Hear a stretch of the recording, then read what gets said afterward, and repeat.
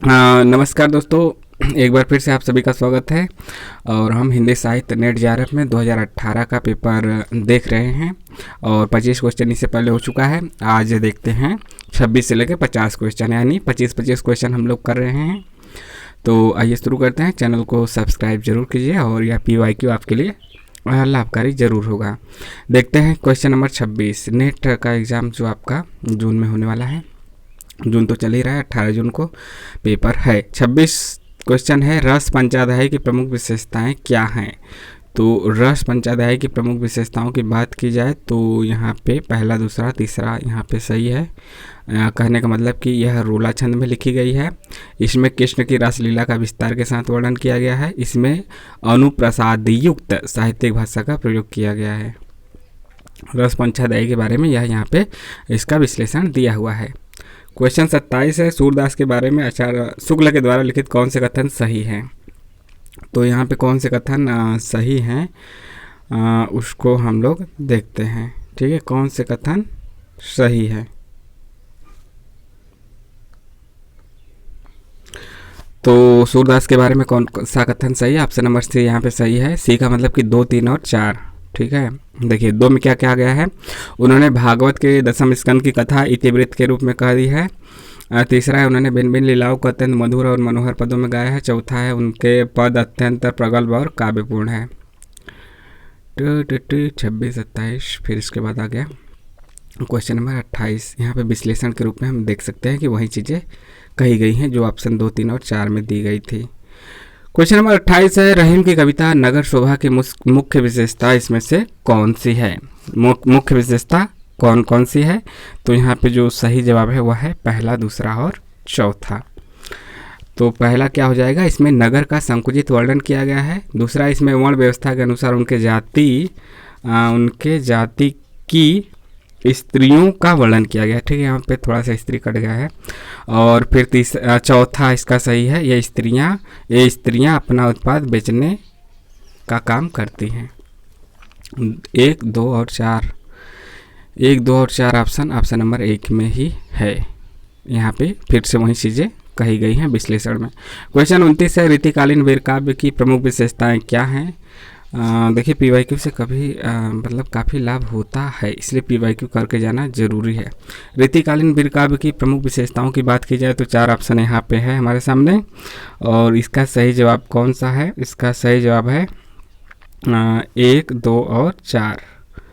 1, 2 और 4 यह ऐसा दिया गया है आपको आंसर 1, 2, 4। देखते हैं क्या है। रासो काव्य की अपेक्षा में अधिक प्रामाणिक है। और दूसरा, इनमें तत्कालीन इतिहास सुरक्षित है। और चौथी बात है, इसमें वीर काव्य में फिरंगियों का भी वर्णन किया गया है। 1, 2 और 4 ऑप्शन नंबर डी यहाँ पे सही है। क्वेश्चन 30 है, निम्नलिखित में से कौन से युग्म सही है। विष्णुप्रिया, सिद्धराज, साकेत, जय भारत। फिर उधर आपका खंड काव्य है कि महाकाव्य है कि मुक्तक काव्य है, इसमें से मिलाना है। तो जो इसका सही जवाब है वह है आपका इस प्रकार से है, देखते हैं। जैसे कि विष्णुप्रिया जो है ना आपका खंड काव्य है। ठीक है, विष्णु सिद्धराज भी आपका खंड काव्य है। साकेत महाकाव्य है। जय भारत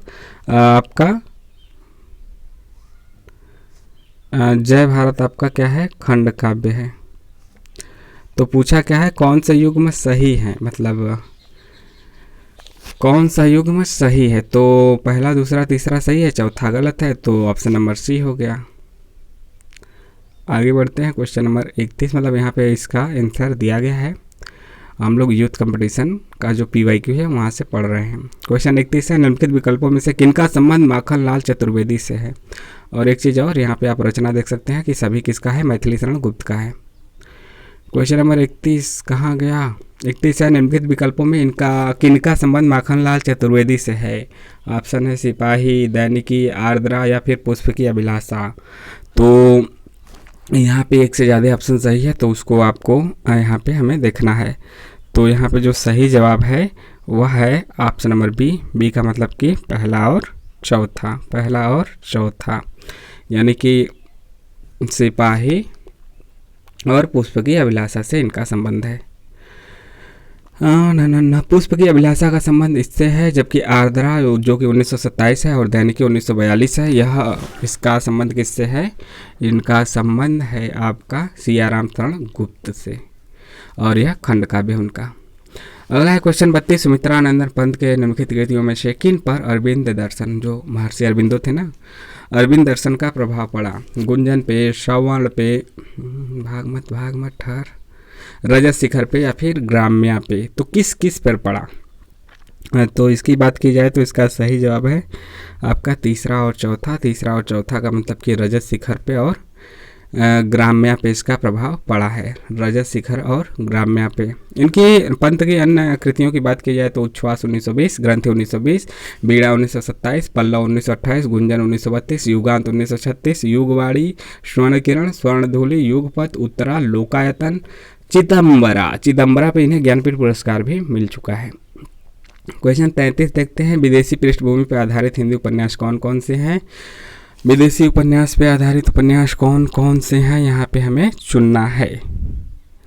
ठीक है, तो इसका देखते हैं। ऑप्शन है वे दिन, रुकोगी नहीं राधिका, 7 नदियाँ एक समुंदर और उस शहर तक। तो इसका सही जवाब है ऑप्शन नंबर बी।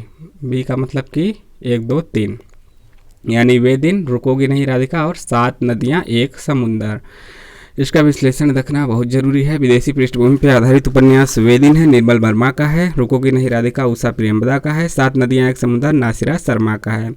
जबकि जो चौथा ऑप्शन है उस शहर तक, इसका संबंध विदेशी पृष्ठभूमि से नहीं है। यह तेजिंदर का प्रमुख तेजिंदर जी का क्या है कि प्रमुख दलित पृष्ठभूमि पर रचित उपन्यास है। क्वेश्चन 34, देश विभाजन के प्रसंग पर आधारित उपन्यास कौन सा है? झूठा सच, तमस, कितने पाकिस्तान, या फिर छोटे छोटे महायुद्ध? मतलब इनमें से कौन है? ऑप्शन के हिसाब से एक से ज़्यादा यहाँ पे आपका सही है। तो इसका जो सही जवाब है वह है 1 2 और 3, ऑप्शन नंबर नहीं, हाँ ऑप्शन नंबर ए। जैसे कि हमें पता भी है झूठा सच और तमस तो आपका सिलेबस में लगा हुआ है, और यह दोनों है आपका देश विभाजन के आधार पर है, और कितने पाकिस्तान भी।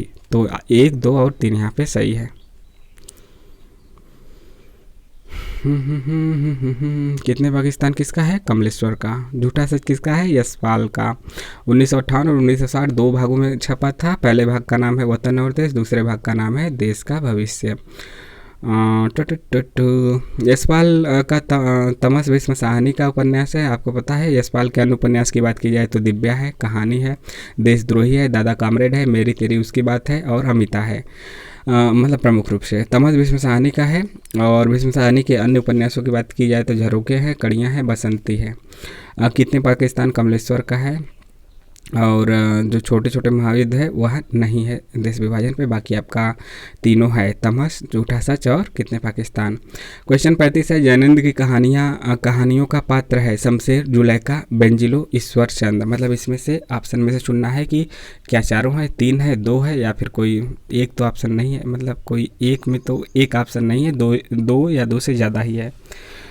तो इसका सही जवाब है ऑप्शन नंबर 1, यानी कि शमशेर हैं, जुलेखा है, और आपके बेंजिलो हैं, ईश्वर चंद्र नहीं है। मतलब देख रहे हैं, हमें पात्रों को भी देखना होता है। जैनेंद्र की प्रमुख कहानियों की बात की जाए तो खेल है, फांसी है, वातायन है, एक रात, 2 चिड़ियाँ, पाजेब है, जय संधि है, जानवी है, अपना अपना भाग्य, नेट के सिलेबस में लगा हुआ, पान वाला भी इनका है। अगला है क्वेश्चन 36, हरिशंकर परसाई की निबंध संग्रह कौन कौन है? ऑप्शन है आओ बैठ ले कुछ देर, सदाचार किताबी, तुलसीदास चंदन घिसें, और आवारा भीड़ के खतरे। तो इसका जो सही जवाब है ना वह दूसरा, तीसरा और चौथा है, यानी सदाचार की ताबीज, तुलसीदास चंदन घिसें और आवारा भीड़ के खतरे, यह तीनों दूसरा, तीसरा और चौथा ऑप्शन हरिशंकर परसाई के निबंध संग्रह है। इनके अन्य निबंध संग्रहों की बात की जाए तो प्रेमचंद के फटे जूते, पाखंड का अध्यात्म, ऐसा भी सोचा जाता है, तब की बात और थी, हंसते हैं रोते हैं, कहत कबीर, बेईमानी की परत, जबकि आओ बैठ ले कुछ देर श्रीलाल शुक्ल का है। जो एक ऑप्शन नहीं था ना, आओ बैठ ले कुछ देर, यह किसका है? श्रीलाल शुक्ल का निबंध संग्रह है। श्रीलाल शुक्ल का अन्य निबंध संग्रह की बात की जाए तो यहाँ से वहाँ, अंगद के पाँव, मेरी श्रेष्ठ व्यंग्य रचनाएं, कुछ जमीन पर कुछ हवा में, अगली शताब्दी का शहर, खबरों की जुगाली इत्यादि है। क्वेश्चन नंबर 37, निम्नलिखित में से कौन से नाटक लक्ष्मी नारायण लाल द्वारा रचित नहीं है? ऑप्शन है अंधा कुआं, अरे मायावी सरोवर, सिंहासन खाली है, राम की लड़ाई। राम की लड़ाई, क्वेश्चन नंबर 37। ठीक है, इसका जो सही जवाब है वह है ऑप्शन नंबर बी। बी का मतलब कि क्या है? दूसरा, तीसरा और चौथा। दूसरा, तीसरा और चौथा यह आपका नहीं है, मतलब कि अरे मायावी सरोवर नहीं है, सिंहासन खाली नहीं है, मतलब ध्यान से हमें क्वेश्चन पढ़ना होता है। 3 ऑप्शन नहीं है, राम की लड़ाई भी नहीं है, अंधा कुआं है, इसमें से केवल एक ऑप्शन है अंधा कुआं। अंधा कुआं मतलब कि लाल की रचित नहीं है, ये तीनों नहीं है, केवल अंधा कुआं है इनकी रचना। क्वेश्चन पढ़िए, लक्ष्मी नारायण लाल की नहीं पूछा है, तो तीनों ये नहीं है। क्वेश्चन 38 है, निम्नलिखित में से आत्मकथाएं कौन कौन सी हैं? तिरस्कृत, अपनी धरती अपने लोग, बसंत से पतझड़ तक, सहचर है समय। तो इसमें पूछा है ना कि कौन सी आत्मकथाएं हैं, तो इसका जो सही जवाब है वह है पहला तो है अपनी धरती अपने लोग भी है, और सहचर से समय तक है। 1, 2 और 4, तो यह आपका ऑप्शन नंबर बी में है, 1, 2 और 4, 1, 2 और 4। ठीक है, और तीसरा वाला नहीं है, तो इसका आंसर हो गया ऑप्शन नंबर बी, तिरस्कृत होगा, अपनी धरती अपने लोग, बसंत से पतझड़ तक, सहचर है समय, यह होगा। यहाँ पे हम देख सकते हैं तिरस्कृत के लेखक सूरजपाल चौहान है, अपनी धरती अपने लोग के लेखक रामविलास शर्मा हैं, सहचर है समय के लेखक रामदरस मिश्र हैं, बसंत से पतझड़ तक के लेखक रविन्द्रनाथ त्यागी हैं। सभी के लेखकों के नाम भी हमें याद पता होना जरूरी है। क्वेश्चन 39 है, कौन से प्रगतिवादी मूल्य नहीं है? निम्नलिखित में कौन से प्रगतिवादी मूल्य नहीं है? ऑप्शन है व्यष्टि चेतना, यथार्थ चेतना, इतिहास बोध, एकेश्वरवाद। तो कौन से नहीं है? तो पहला और चौथा नहीं है, यानी व्यष्टि चेतना और एकेश्वरवाद यहाँ पे नहीं है। व्यष्टि चेतना और एकेश्वरवाद नहीं है, जबकि यथार्थ चेतना, इतिहास बोध का संबंध प्रगतिवादी मूल्य से है। प्रगतिवाद की काव्य प्रवृत्तियों में शोषितों की दीनता का चित्रण, शोषक वर्ग के प्रति घृणा, धर्म और ईश्वर के प्रति अनास्था, क्रांति की भावना, नारी चित्रण, सामाजिक जीवन का यथार्थ चित्रण आदि है। अतः यह मतलब कि पहला चौथा इसका सही आंसर हो गया। क्वेश्चन 40 है, क्वेश्चन नंबर 40 है, दृग ऊर्जत टूटत कुटुम, जुरत चतुर चित प्रीति, परति गांठ दुर्जन ही है, दई नहीं यह रीति। उपयुक्त दोहे के संबंध में कौन सा कथन सही है? यहाँ पे 4 ऑप्शन दिए गए हैं, सही ऑप्शन यहाँ पे हमें बताना है। सही ऑप्शन की बात की जाए तो यहाँ पे देखिए दूसरा जो है, दूसरा और चौथा यहाँ पे सही है। हाँ, दूसरा और चौथा नहीं बल्कि मिस्टेक हुआ, तीसरा, दूसरा और तीसरा यहाँ पे सही है। दूसरा का मतलब कि इसमें प्रेमी प्रेमिका के प्रेम का स्वाभाविक चित्रण हुआ है, और तीसरा इसमें असंगति अलंकार है। चौथा और पहला गलत है, तो दूसरा और तीसरा का मतलब कि ऑप्शन नंबर डी यहाँ पे सही है। यहाँ पे वहीं से विश्लेषण में दिया गया है। क्वेश्चन 41 है, कालक्रम की दृष्टि से निम्नलिखित रचनाकारों का सही अनुक्रम क्या होगा? देखिए, सही अनुक्रम की बात की जाए तो ऑप्शन नंबर ए सही होगा। पहले सरहपा आएंगे, फिर पुष्पदंत आएंगे, अद्धमाड़ आएंगे, फिर हेमचंद आएंगे। यहाँ पे हम उनका क्रम भी देख सकते हैं। सरहपा का 769 ईस्वी, पुष्पदंत का 10वीं सदी, अद्धमाड़ का 12वीं सदी और हेमचंद का 12वीं सदी। एग्जैक्ट सन नहीं पता होता है तो उस सदी में जोड़ दिया जाता है। पूर्वार्ध या उत्तरार्ध लगा दिया जाता है। पूर्वार्ध का मतलब कि जो भी सन चल रहा है उसके जैसे उसके 50 से पहले, जैसे कि 7वीं सदी कहा जाएगा तो फिर आपका 650 पूर्वार्ध रहेगा। तो जैसे 6वीं सदी का पूर्वार्ध तो 650 ईस्वी से पहले, उत्तरार्ध तो 650 ईस्वी के बाद। क्वेश्चन 42 से कालक्रम के अनुसार निम्नलिखित आचार्यों का काल अनुक्रम क्या होगा? ऑप्शन इस प्रकार से, मतलब यही चारों है ऊपर नीचे करके, रामानुजाचार्य, निम्बर्काचार्य, मध्वाचार्य या फिर वल्लभाचार्य। जो इसका सही आंसर है ऑप्शन नंबर 1 ही है। रामानुजाचार्य 10वीं सदी, निम्बर्काचार्य 13वीं, मध्वाचार्य 14वीं, वल्लभाचार्य 15वीं। क्वेश्चन 43, कालक्रम की दृष्टि से निम्नलिखित ग्रंथों का अनुक्रम क्या होगा? भावविलास, काव्य निर्णय, रस रहस्य, जगत विनोद। तो इसका दूसरा ऑप्शन सही है। दूसरा है रस रहस्य, भाव विलास, काव्य निर्णय और जगत विनोद। इसका हम लोग कवि देख सकते हैं, रस रहा से 1670 का है, कुलपति मिश्र का है, महाविलास 1689 का, देव का, काव्य निर्णय 1746 का, भिखारीदास का, जगत विनोद आपका पद्माकर का है। क्वेश्चन 44 है, प्रकाशन वर्ष के अनुसार निम्नलिखित रचनाओं का अनुक्रम क्या होगा? तो इसका सही जवाब है ऑप्शन नंबर सी, मधुशाला, एकांत संगीत, सतरंगिनी, मिलन यामिनी। मधुशाला 1935 का, एकांत संगीत 1939, सतरंगिनी 1945, मिलन यामिनी 1950। क्वेश्चन 45 है, जन्मकाल के अनुसार निम्नलिखित रचनाकारों का सही अनुक्रम क्या होगा? तो इसका जो सही जवाब है वह ऑप्शन नंबर 1 है, यानी श्रीधर पाठक, अयोध्या सिंह उपाध्याय हरिऔध, जयशंकर प्रसाद और सुमित्रानंदन पंत। इनका जो समय है, श्रीधर पाठक 1859, हरिऔध 1865, जयशंकर प्रसाद 1889 और पंत 1900 के हैं। क्वेश्चन 46 है, प्रकाशन वर्ष के अनुसार निम्नलिखित रचनाओं का सही अनुक्रम क्या होगा? तो यहाँ पे हम देख सकते हैं झरना, अनामिका, पल्लव और निहार सही जवाब है। और झरना 1918, अनामिका 1923, पल्लव 1928, निहार 1930 का है। झरना जयशंकर प्रसाद, अनामिका निराला का, पल्लव पंत का और निहार महादेवी वर्मा। क्वेश्चन 47, प्रकाशन वर्ष के अनुसार जयशंकर प्रसाद की रचनाओं का अनुक्रम क्या होगा? तो इसका सही जवाब है ऑप्शन नंबर सी, प्रेम पथिक, आंसू, लहर और कामायनी। प्रेम पथिक 1914, आंसू 1925, लहर 1933 33, कामायनी 1935 है। कामायनी फेमस है, सिलेबस में है, आंसू भी है और कामायनी सबसे ज़्यादा फेमस है और इम्पोर्टेंट भी। क्वेश्चन 48, प्रकाशन वर्ष के अनुसार निम्नलिखित उपन्यासों का सही अनुक्रम क्या होगा? तो इसका जो सही जवाब है ऑप्शन नंबर सी है, यानी कि सूरजमुखी अंधेरे के, शेष यात्रा, ठीकरे की मंगनी और कठगुलाब।